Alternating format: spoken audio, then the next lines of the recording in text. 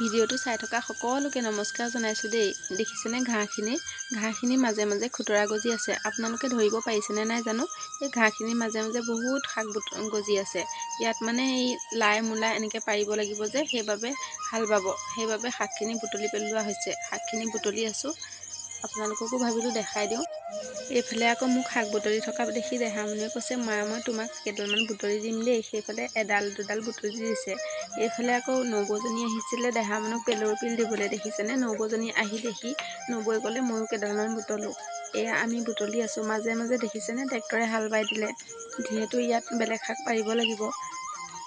মই শাক বুটলি থকাৰ বাবে ভিডিঅ' কৰিব নাই পৰা, সেইবাবে দেহামণিয়ে বোলে মা মই ভিডিঅ' কৰি দিম দিয়া। তাইক ভিডিঅ' কৰিবলৈ মোবাইলটো দিলোঁ, কিন্তু কৰিব জনা নাই যে অ'লে ত'লে দেখাই আছে। দেখিছেনে এবাৰ মোৰ ফালে দিছে যদি এবাৰ সেইফালে বাটৰ ফালে দিছে, এবাৰ আকৌ বৰমাকৰ ফালেও দিছে। কেনেকৈ ঘূৰাই আছে চাওকচোন। আপোনালোকৰ সন্তানক বাৰু আশা বাইদেৱে এইদৰে পেলুৰ পিল খাবলৈ দিছেনে? আমাৰ দেহামণিৰ বাবে এই পিলটো দিছে খাবলৈ। মই পিছে তাইক খুৱাম বুলি ভাবিছোঁ, খাই নে নাখায় নাজানো আৰু। তাই পিছে ফটোত দেখাই দিবলৈ বহুত ইচ্ছা কৰিলে বাবে দেখাই দিলোঁ। সেইফালে দেখিছেনে গাঁৱৰ কিমান জাক গৰু পাৰ হৈছে ৰাস্তাৰে। এইফালে আকৌ কুকুৰাকেইটাও চৰি আছে। আপোনালোকে খুতৰা শাক খায়নে আৰু কেনেকৈনো বনাই খায় জনাবচোন। মই পিছে খুতৰা শাক মাছৰ লগত খাই বহুত ভাল পাওঁ। কচু, মাছ আৰু ঔটেঙা দিও ভাল লাগে, টেঙা পাত দিও ভাল লাগে। দেখিছেনে এইখিনি কিমানখিনি বুটলিলোঁ। আমাৰ পিছে মানুহ তাকৰ, এইখিনিয়ে বহুত হ'ব আমাৰ বাবে। এই যে শাকখিনি দেখিছে, এই শাকখিনিত বজাৰৰ পাচলিৰ দৰে কোনো দৰৱ ব্যৱহাৰ কৰা হোৱা নাই দেই। এতিয়া পিছে এই শাকখিনি এনেকৈ এৰিম আৰু এতিয়া যাম গৰু আনিবলৈ। দেখিছেনে গৰু আনিবলৈ আহোঁতে এইফালে আকৌ এই জানখন পাৰ হৈহে গৰু আনিব পাৰি। জান নহয় পিছে, এইটো আমি গলি বুলি কওঁ। বেছি দ নহয়, দেখাত দ লাগিছে বাম। এইফালে আকৌ দেহা মানুহহঁতে খেলি আছে। এইফালে আকৌ এইটো পাৰ হৈহে গৰু আনিব পাৰি।